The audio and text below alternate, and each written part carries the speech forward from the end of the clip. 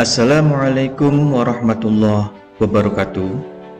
Kita berjumpa kembali dalam pembelajaran jarak jauh informatika. Semoga kita semua dalam keadaan sehat. Amin. Adapun kompetensi dasarnya yaitu 3.9 memahami dampak jika data dibiarkan dapat diakses publik.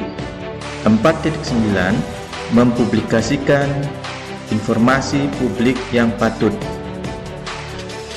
Adapun tujuan pembelajarannya 3.9.1 memahami penyimpanan data, keterbukaan data. 4.9.1 mampu memilih dan memilah informasi sesuai konteks dan tujuan mempublikasikannya. 4.9.2 mampu mempublikasi informasi yang patut sebagai siswa sekolah.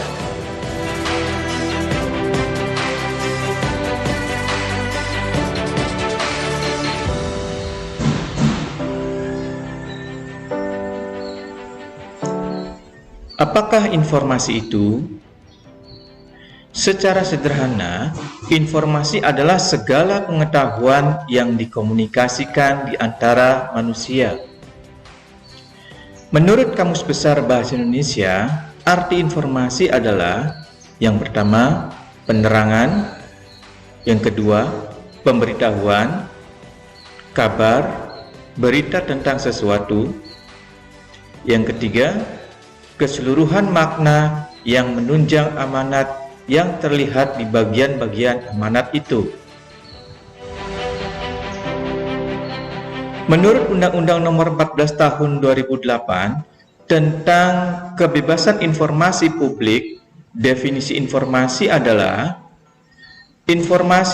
keterangan, pernyataan, gagasan, atau tanda yang mengandung nilai, makna, dan pesan, baik berupa data, fakta, atau penjelasannya yang dapat dilihat, didengar, atau dibaca dalam kemasan apapun, baik yang bersifat elektronik maupun non-elektronik, menurut pasal 1 ayat 1.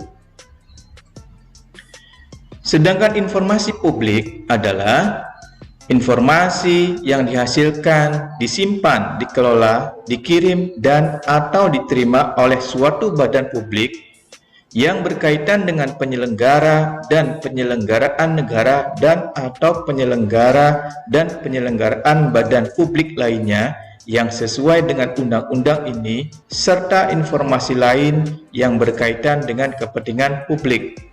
Pasal 1 ayat 2. Definisi data pribadi menurut Peraturan Menteri Komunikasi dan Informatika Pasal 1 Angka 1 Nomor 20 Tahun 2016 tentang perlindungan data pribadi dalam sistem elektronik atau Permen Kominfo 20/2016 bahwa data pribadi adalah data perseorangan tertentu yang disimpan, dirawat, dan dijaga kebenaran serta dilindungi kerahasiaannya. Sementara definisi mengenai hak privasi dapat disimpulkan dari makna kata privasi yang menurut Kamus Besar Bahasa Indonesia atau KBBI dinyatakan sebagai kebebasan dan keleluasaan pribadi. Oleh karena itu dapat disimpulkan bahwa hak privasi adalah hak dari seseorang untuk memiliki kebebasan atau keleluasaan pribadi.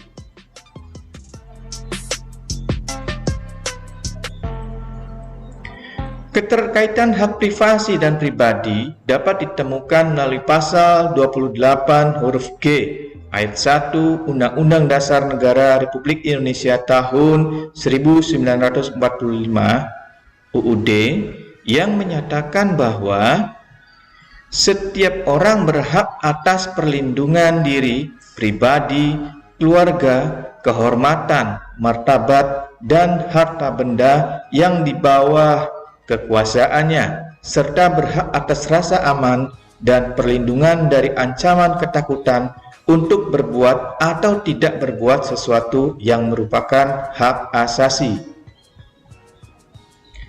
Maka dapat disimpulkan bahwa keterkaitan antara data pribadi dengan hak privasi terletak pada hak dari seseorang untuk membuka atau menyebarkan data pribadinya kepada pihak lain sesuai dengan kebebasan dari orang tersebut.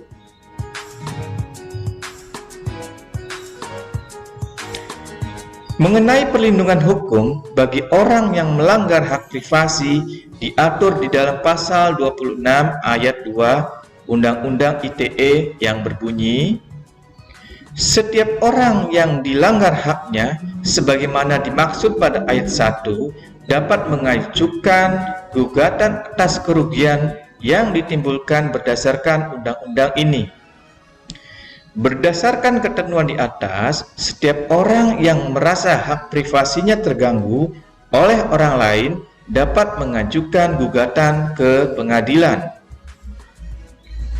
Hak privasi juga memiliki unsur pidana yang diatur dalam pasal 31 ayat 1 yang menyatakan bahwa setiap orang dengan sengaja dan tanpa hak atau melawan hukum melakukan intersepsi atau penyadapan atas informasi elektronik dan atau dokumen elektronik dalam suatu komputer dan atau sistem elektronik tertentu milik orang lain.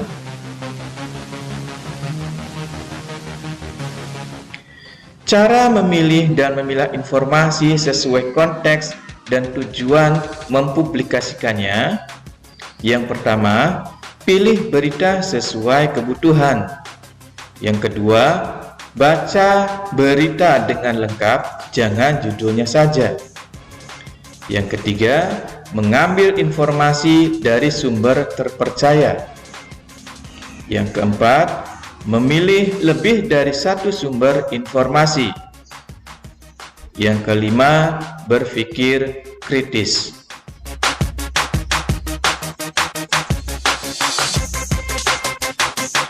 Cara mempublikasi informasi yang baik atau patut sebagai siswa sekolah.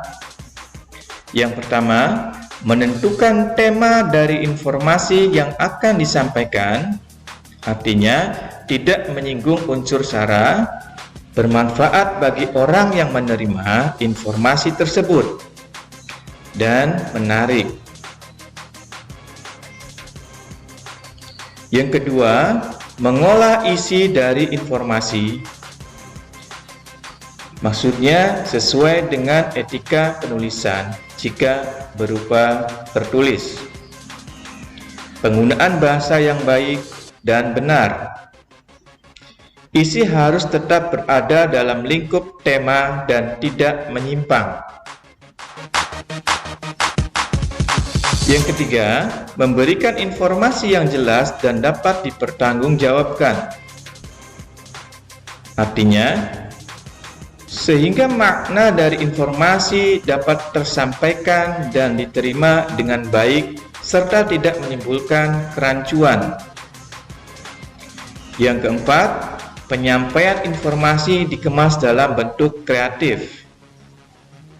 Artinya, orang-orang menjadi tertarik untuk menerima informasi tersebut. Informasi yang disampaikan menjadi lebih melekat dan mudah diingat. Yang kelima, menentukan sasaran penerima informasi tersebut. Artinya, siapa yang akan menerima informasi tersebut harus jelas dan sesuai dengan informasi yang diberikan.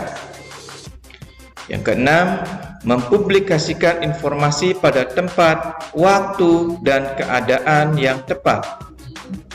Yang ketujuh, mencantumkan sumber atau referensi dari informasi tersebut. Yang kedelapan, mencantumkan siapa pembuat atau penyampai informasi. Agar kritik dan saran dari penerima informasi dapat disampaikan pada penyampai informasi itu, sehingga dapat dievaluasi dan dapat memperbaiki diri untuk menjadi lebih baik dari yang sebelumnya.